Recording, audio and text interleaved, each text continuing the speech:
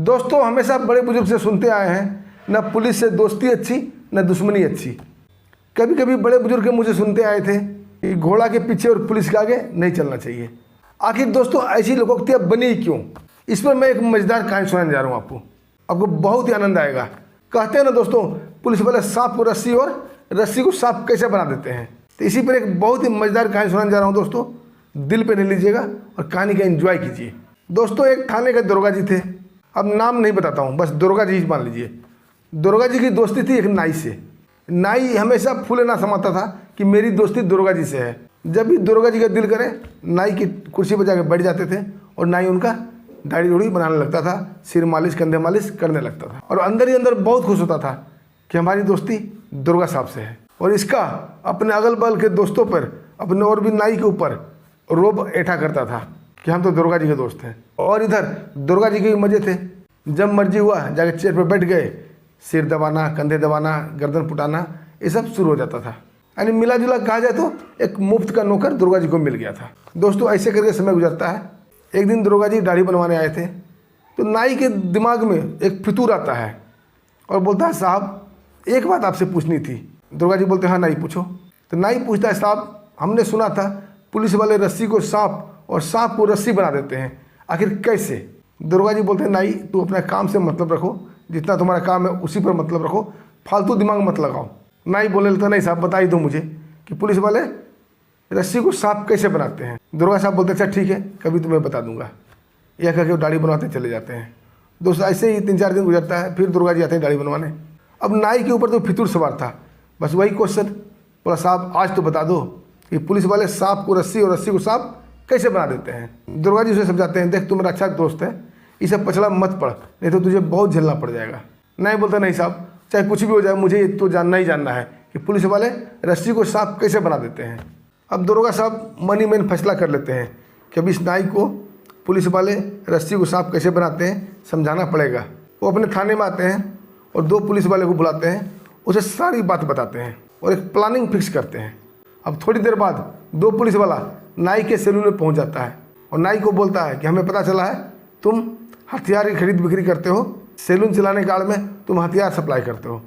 नाई हाथ जोड़ता, बोलता, माई बाप क्या बात करते हैं, हम तो हथियार देखे भी नहीं है, ऐसा जुल्म ना करो।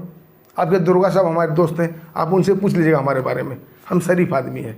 अब पुलिस उन्हें हड़काता हुआ बोलता है कि तुम कितने शरीफ हो ये तो तेरे चेहरे से ही पता चल रही है। अब तुम्हारी तलाशी लिया जाएगा दुकान का और तुम्हारा भी। अब तलाशी के बाद ही फैसला होगा तुम शरीफ हो या बदमाश हो। नाई बोलता, ठीक है हजूर आप तलाशी ले लीजिए, हमारी दुकान में आपको कुछ भी नहीं मिलेगा। एक पुलिस वाला नाई को पकड़ के दुकान से बाहर निकालता है और उसे तलाशी करने लगता है और दूसरा पुलिस वाला नाई के सैलून के अंदर तलाशी करने लगता है। तभी एकाएक वो चिल्लाता है कि मिल गया हथियार, मिल गया हथियार, मिल गया। अब बाहर जो खड़ा था दूसरा पुलिस वाला, वो और नाई दोनों भागते हुए आते हैं। तब तक वो पुलिस वाला रुमाल से एक कट्टा को पकड़ा हुआ था, बोला एक कट्टा नाई सप्लाई करता है, बेचता है, ये मिला है।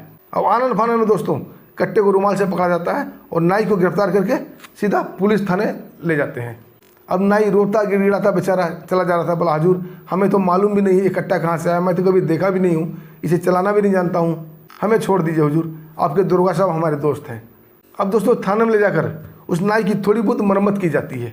जब उसे पिटाई लगाया जा रहा था तो नाई हाथ जोड़ता, बोलता हजूर अब बर्दाश्त नहीं होगा, अब मत मारो, आपके दरोगा साहब हमारे दोस्त हैं, एक बार उनसे मिला दो। ये सब दरोगा साहब देख सुन रहे थे, सारी उनकी प्लानिंग थी।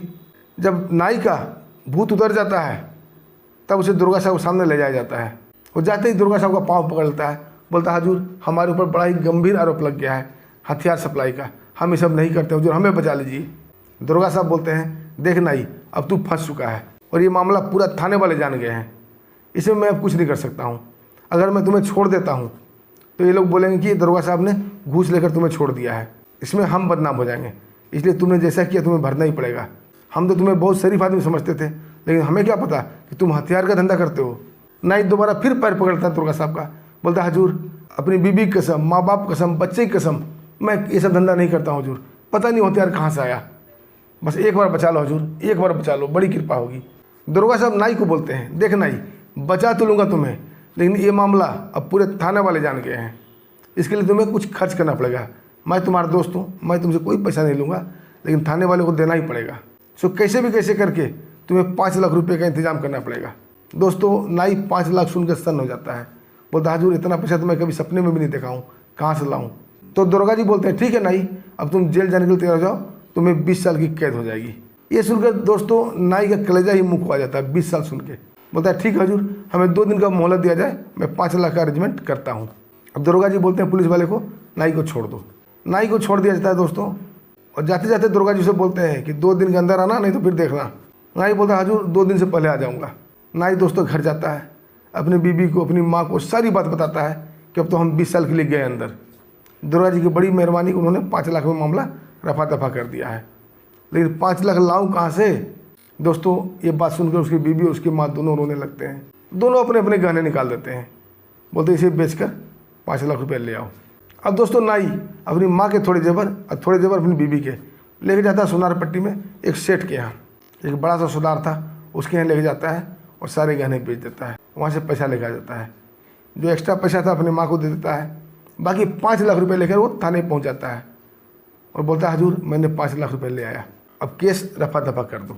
दरोगा जी 5 लाख रुपये लेते हैं, उसे अपने लॉकर के ड्रॉर में रख देते हैं और नाई से बोलते हैं अब ये सच सच बताओ, तूने ये पैसा लाया कहाँ से?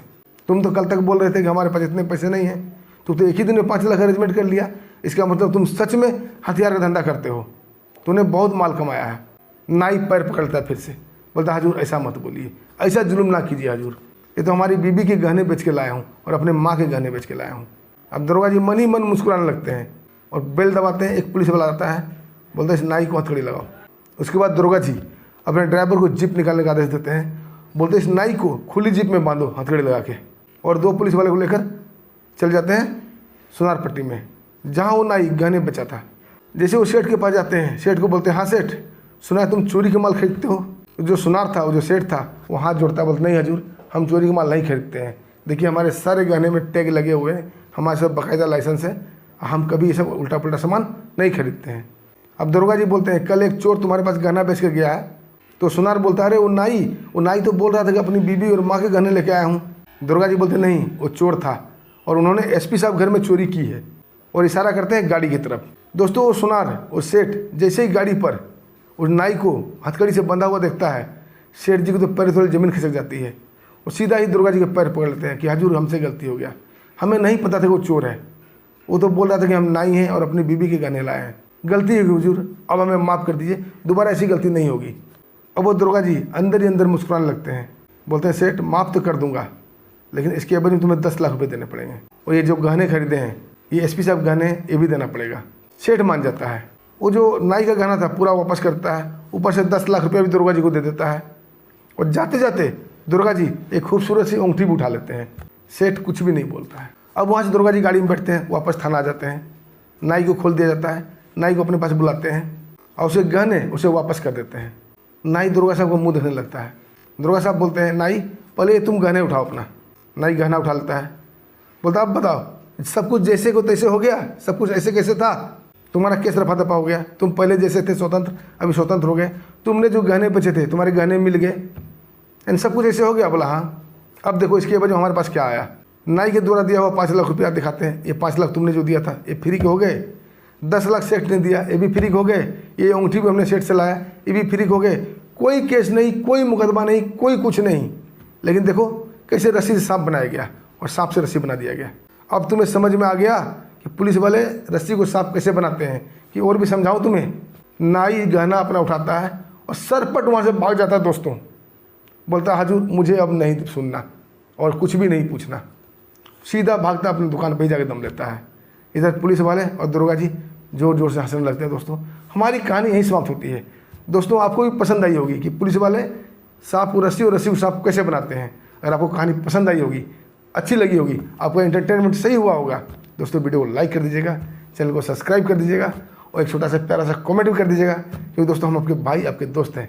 आपके कमेंट से, आपके लाइक से हमें बहुत हौसला मिलता है। दोस्तों फिर मिलते हैं दोस्तों एक बेहतरीन कहानी के साथ, तब तक के लिए आज्ञा दीजिए। नमस्कार, जय हिंद।